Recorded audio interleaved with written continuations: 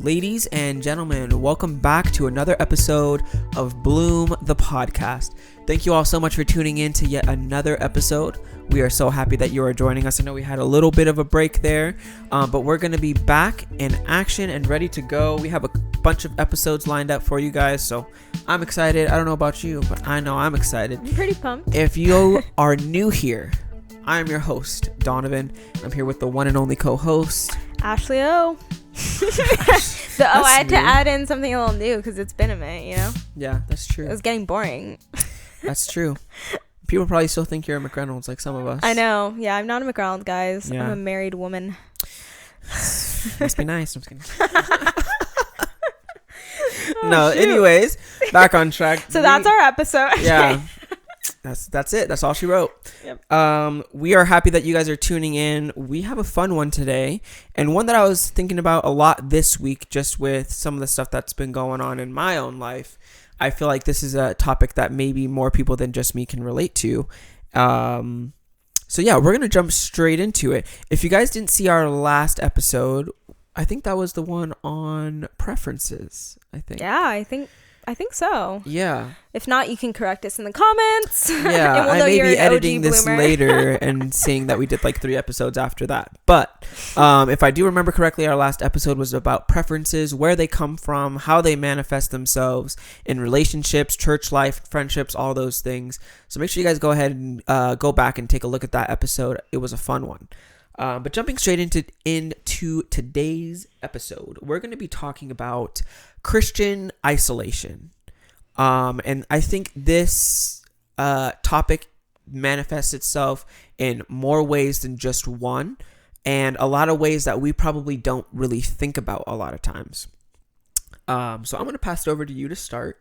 When you think of Christians on the island, or the lone wolf Christian, or maybe just seasons of loneliness or seasons of not really being super involved, what are your first thoughts on how you get to that point and some of the things that may contribute you to being in that position?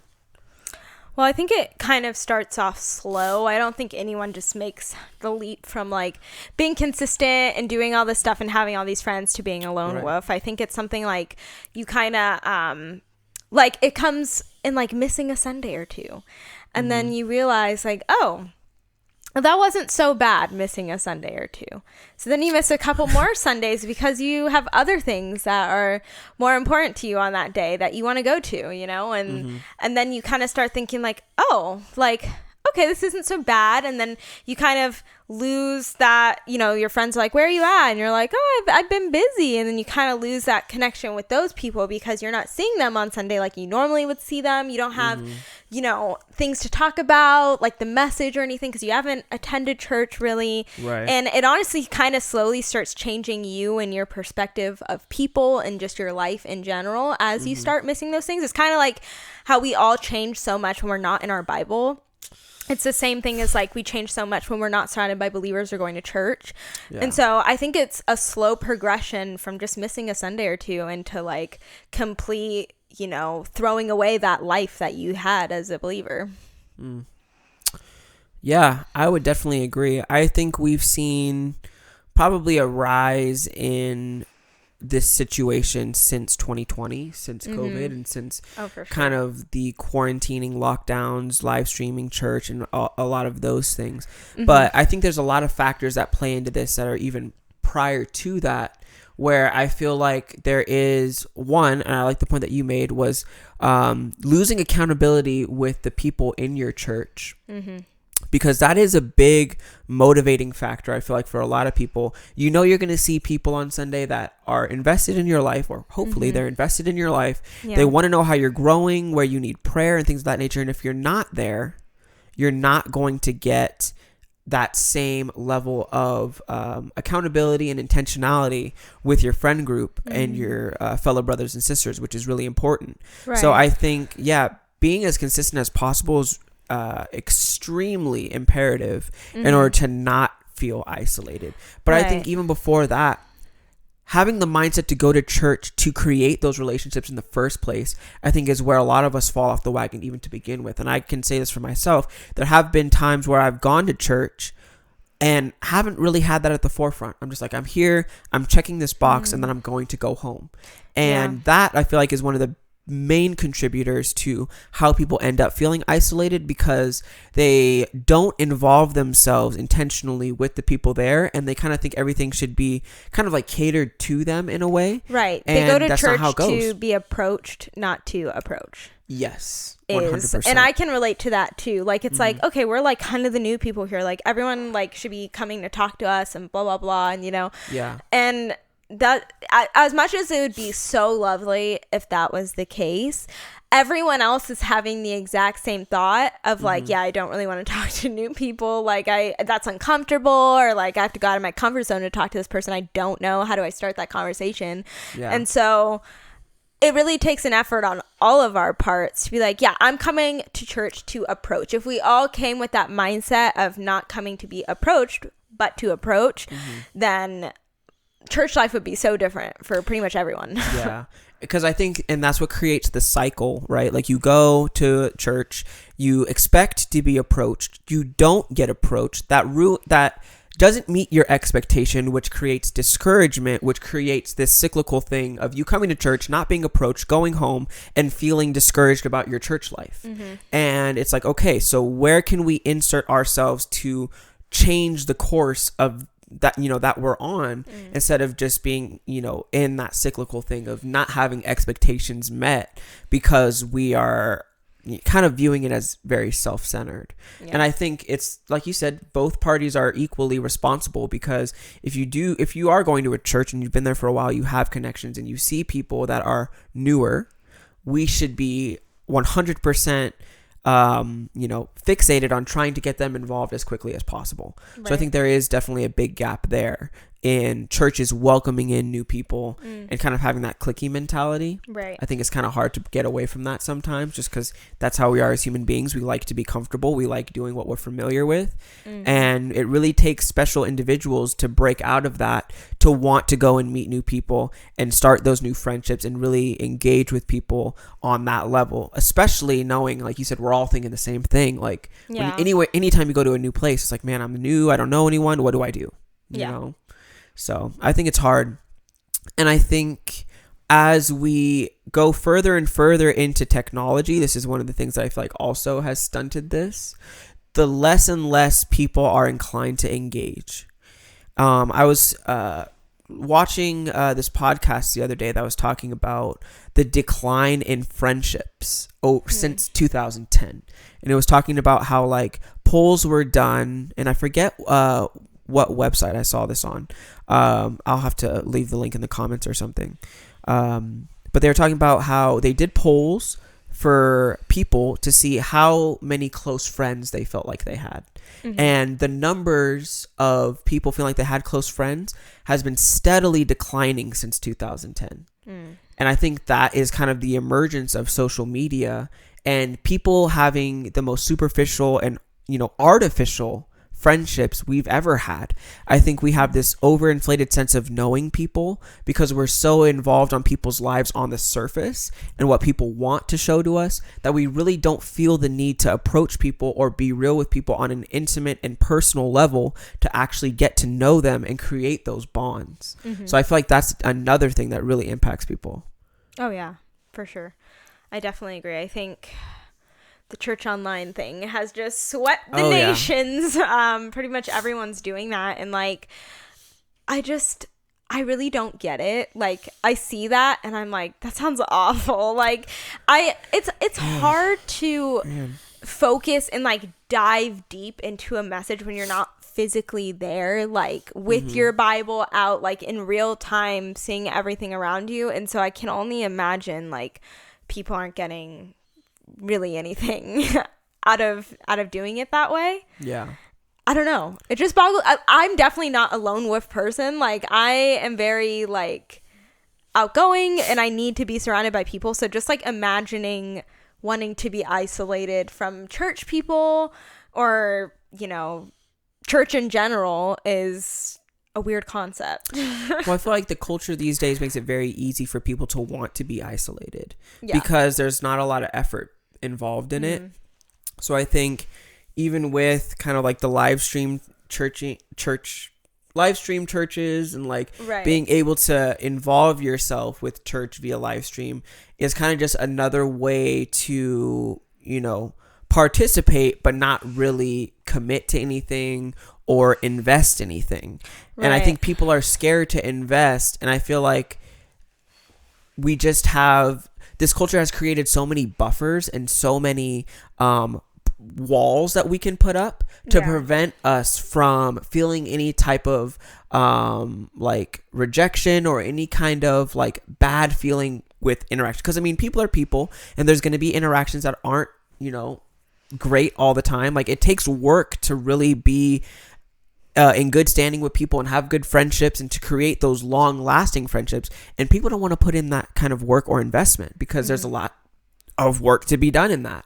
So I think with live stream church and, you know, live stream Bible studies, like all these things that we're seeing pop up, I feel like it's just another form of buffer for people to be involved but to not invest.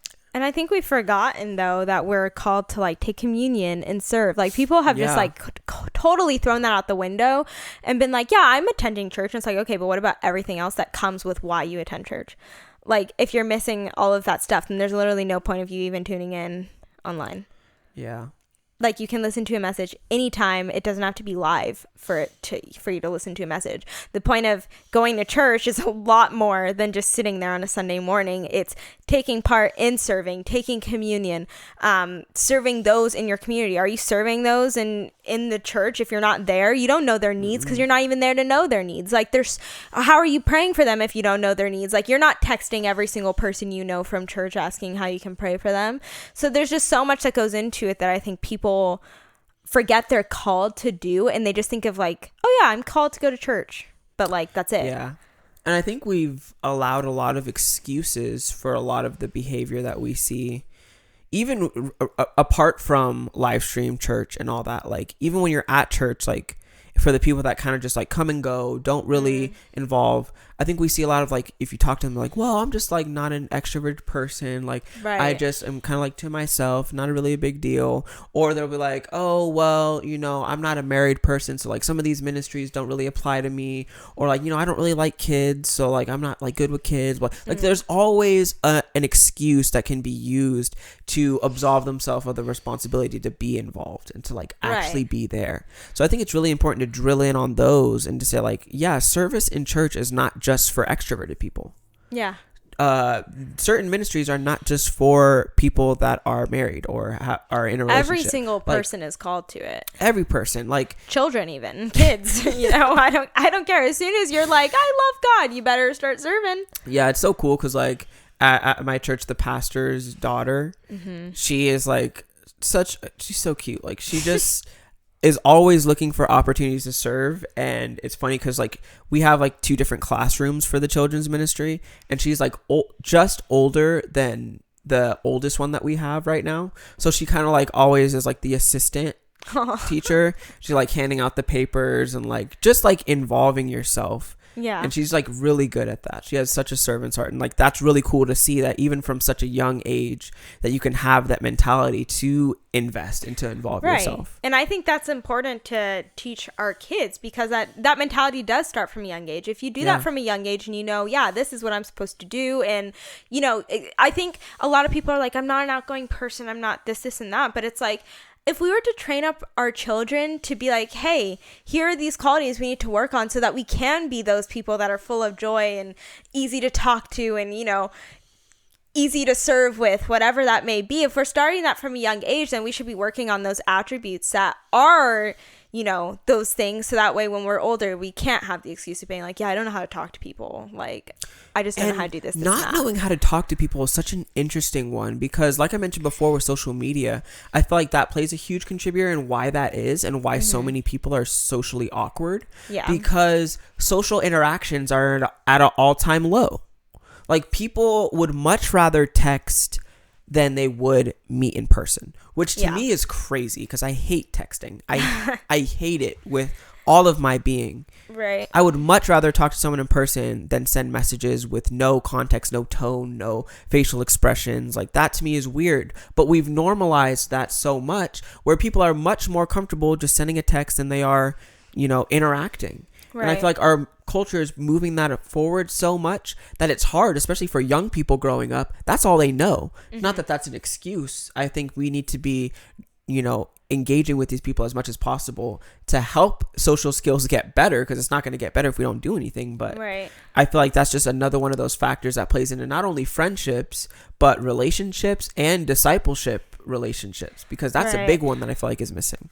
Oh, yeah, definitely. And I think like a big part of like how we were talking about how we need to be approaching people, we always approach the people that we know are like good at talking or like good at this. Like, oh yeah, I could see myself like being really good friends with that person or whatever. And it's always the people that are the lone wolves that just get left there because it's like, yeah, like, I don't think we get along very well, or like, I don't want to be like uncomfortable. Like, they don't seem like they talk very much. And like, those are the people that need us the most. And like, that's the ultimate service, is to reach out to those people who are alone and, don't already have people. Like, the people we're looking at, the talkative people, already have people. That's why they're like that, because that's the person everyone's drawn to. But we should be seeking out the people who don't have that yet. Yeah. And I think it's really important to identify those people and where people may start to feel like that. Because I feel like a lot of times, or there's a lot of things that could make someone feel isolated, even at their own church, where they may even be an outgoing person, but they don't feel like they relate or that they're in the same stage of life as the people that they're around, which can easily make someone feel isolated. Like for myself, I feel like because most of my friends or most of my peers now at church, like people that I hang out with a lot, they're not really my age, but they're a little older than me, but they're mostly like young married people. So it's like a lot of times I feel different from them just because I'm not married. And that can kind of trigger that feeling of like, I am kind of alone. Like, I do feel a little bit isolated, which is a completely normal feeling to have. It's not entirely accurate. It's your perception of your situation. But there are plenty of things that are like that can trigger people to feel like they are on the island, like they don't belong. Yeah. I think for me, I just felt like all my friends were like, I don't know, they're all in different stages of life, but they were very much needing comfort and like needing encouragement and all those things, which is great. And I love to be that person. But sometimes it can feel isolating when you're always the one giving, and no one's pouring into your life. Like, I might look like I have a ton of friends, and obviously, like, I do have friends, like, and I love my friends. Obviously, I'm popular, like, clearly. I have friends, but this was like, I remember going through this like maybe a year or two ago, but I have friends. Right. And I was encouraging them, and it was great. And like, I hung out with them a lot, but I'd always come back feeling empty. Like, no one was there to encourage me or like, pour into me. I just feel like I'm giving and like never getting a single thing from anyone. So even like when you are so heavily involved in those relationships, it can still be lonely because you're, you might be the one giving the most at that time. Yeah. So it really is bad to make the assumption, honestly, of who those lonely people are, because you never know. That's true. Which people are lonely, Yeah. I do like that point, because a lot of times the people that are very involved and you would seem to not be on the inside can be the complete opposite of what they show. Which, that's a very real thing. Yeah, that is definitely an interesting point. And that's just why it's so important to be involved in as many people's lives as possible.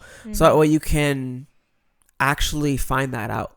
And like I said before, like I feel like discipling relationships are one of the big things that can actually draw that out. Like because how many people are actually seeking those out? And how many people are seeking to actually disciple?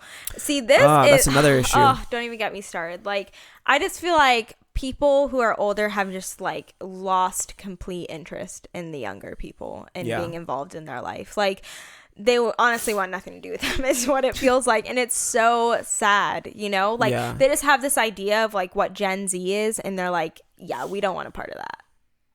That's very true. And I think I agree with that. And I think the issue stems from even more on how Gen Z is treated as a whole just by the generation, because I feel like old people look at Gen Z as kids, not as young adults. Right. And this is a problem that we may need to do a whole episode on, because I feel like the older people are looking at people that are like 25, 28, like 30, like young career people. Like those are the people that need discipling. And then the 22 to 21, 19, 18, those are children, and their parents are doing that. I feel like that's the stigma that I get a lot of times, because if you talk to people, that's how they view college age people or later high school people, as children. And I strongly disagree with that view, because if you treat someone as a child, that is how they will act. If you treat them as an adult and treat them with the responsibilities and the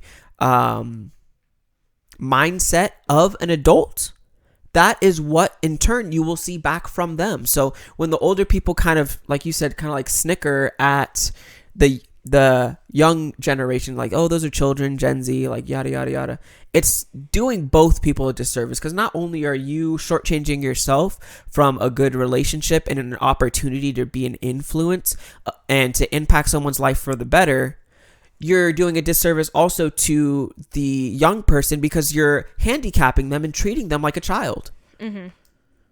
Yeah, I definitely agree. And I just think it's so sad, because so many older people are like, we're like, no younger people seek us out. And I'm like, bro, you should also be doing the seeking. Like, are you aware of the new young people in your group? Like, are you seeking those people out, making them feel comfortable? Or are you like judging them from a distance and being like, I don't know why they're not coming to me for like advice and stuff? It's like, you got to make yourself known. And like, I just feel like so many of like the lone wolf people are a lot of young people who don't don't feel a part of that group, because they are treated like children. Yeah, because if you have your head put on somewhat straight, you're going to want to be treated with the respect and the I just lost the word I was looking for, but you're going to be wanting to be treated with the respect of an adult. Right. So when these people are kind of looking at you as a child, you may feel like, either what's wrong with me? Am I not mature enough? Or like, what is it where I cannot get access to these relationships, which can just even further push that feeling of no one really cares about what I'm going through. I have no one to talk to about these really important issues that I'm going through. I mean, these years of like later adolescence and early college and like young adult, like all of these years are so important. We're so suggestible and so, we're like clay at this age. Like all this information we're taking in, and we're trying to figure out our place in this world. And how we can best serve the Lord, and what our callings are going to be, what our career paths are going to be, relationships, how we want to be married. Like all these decisions are so weighty. And if you're treated like a child during this phase where you're supposed to be making all these decisions, you're going to end up so handicapped by the time you're older. You're going to be like a kid at that age, and it's going to be hard. And then when these people are coming in to disciple you, now that you finally reached that magical age where you're not a child, it's going to be a lot more difficult to be open and to be honest that you're even struggling with these things, because these are things that you should have had figured out 4 years ago. Yeah. Like, it doesn't make sense. It doesn't make sense to me. I definitely agree. Yeah. So what would you say are good things that we could do as believers, not only like for our own responsibility to get out of these situations? What are some things that you think the church can do better, and what are some things you think that the individuals can do better to alleviate some of the sense of loneliness that we are going to feel at certain points in our lives? I think for the individual is to not get caught up in that feeling, because it becomes a very self-absorbed feeling, and then it also becomes like a take feeling as well. Like, someone should do this for me, and they need to do this for me because I'm uncomfortable, or whatever it may be. Like, you just need to accept the fact that like we all fail in this area, and the church oftentimes fails in this area as well, and be like, okay, how can I fix this situation for myself? Who can I talk to? Who can I approach today? And don't get caught up in that negativity where you're like, well, I'm just gonna miss this Sunday, like, who would care? Like, nobody even would know if I'm missing, or like, oh, I'm just not gonna go to Bible study because no one will really care about that. Like, don't get caught up in those feelings, because those feelings can be very convincing, and sure, maybe no one will notice you're gone, but you want to get to a point where they do notice you're gone. So make yourself there, get them to see that you're there, talk to people so they know you're there. Yeah. Get people's numbers, text them, ask them out to coffee. And like, you know, like, it can be a discouraging process in the process of meeting people, because people can be letdowns. But within that, I can guarantee you, within the church body, that you're going to meet a handful of people that are going to be beneficial to your walk with God at some point, and to just have as a friend in general. Yeah. And for the church, I just say we all need to do better. And the church is... If we just think about how amazing it is that a bunch of believers from all different parts of life come together to like worship God. It's not about seeing our friends on Sunday. It's about being like a church family as a whole. Then I think we'd approach new people and just situations differently. Like, when new people come, being like, brother and sister in Christ, I want to talk to them. Like, I want to know that my brother and sister in Christ that I haven't gotten to meet yet. Or like, you never know, like, a lot of people who are new to church are new believers who are trying out church for maybe even the first time, and you might be missing that golden opportunity to show them what Christianity is all about. Like, we think about evangelizing as something we do outside of the church, but evangelizing oftentimes happens within the church as well. So I think just changing our perspective on that is a big thing. Yeah. Absolutely. I would second everything you just said. Yeah, like, for the individual, putting as much forward as you can and committing, just setting your mind to becoming as integral a part of the church as you possibly can.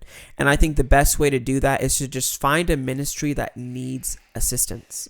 Look for it may not even be something that you enjoy, but it may be something that the church needs, especially if it's a smaller church. Yeah. Put yourself in that position to serve, where you can bless other people and make other people's lives easier, whether that's children's ministry or a setup ministry, or, you know, whatever it may be. Get involved in that way where you can start filling needs that the church has.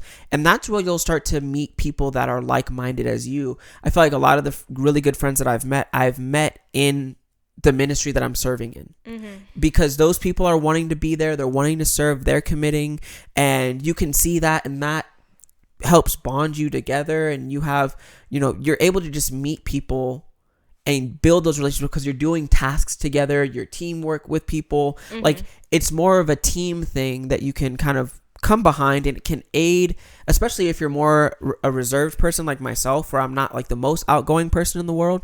It helps making those friendships easier, because you know you're going to see them every week. You know you're going to be helping them with a XYZ project or task. And I feel like it's just a real practical way to not only serve the church, but to help make friendships easier for yourself. And then I think for the church, I think, one, making those opportunities readily available, especially for newer people. Not everything, obviously, because you do have to be cautious about, you know, letting people that aren't necessarily members or whatever do certain things in your church. But I feel like as much as possible, offering those opportunities to new people to help them get involved, to feel like they can just jump in and serve. I feel like that's one of the really cool things about my church right now, is that there's always new people that show up. And then those new people always just end up like doing stuff, like whether that's helping tear down after service or whatever it may be. Like, those opportunities are just there, and the people that want to be there and be a part of it just take those up, and you can see it so clearly. So it's very encouraging. So I'd just say for churches, make those opportunities known.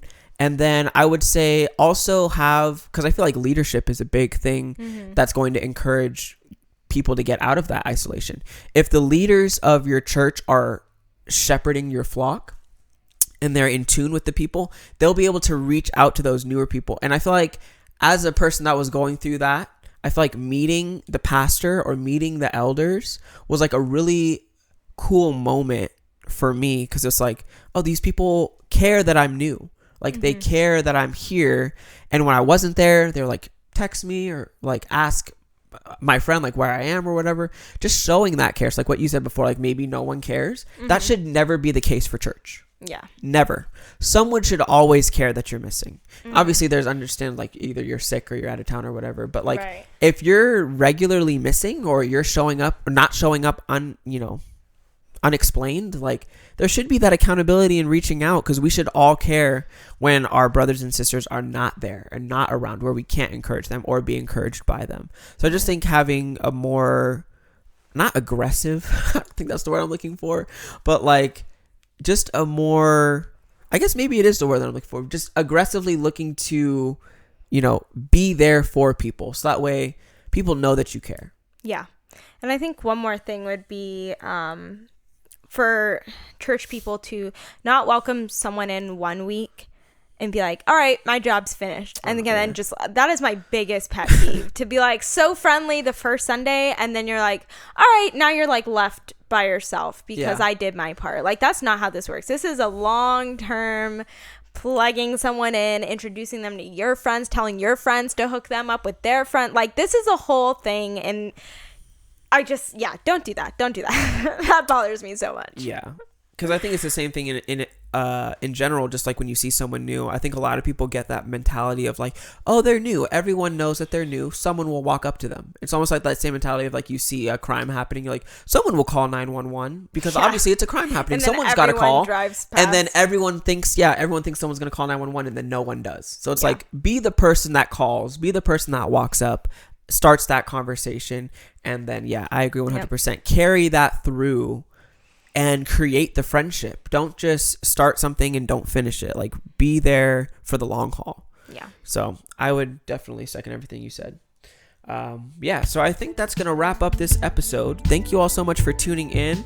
Feel free to let us know in the comments how you guys have handled situations like this, where you maybe felt isolated, felt lonely, whatever it may be, and let us know some things that helped you get out of it, whether that be prayer, fellowship, friendships, discipleships, whatever it may be. We all want to know about it. So definitely leave those in the comments. Make sure you guys leave a like, leave a comment, and don't forget to subscribe for more episodes, and we will see you all on the next one.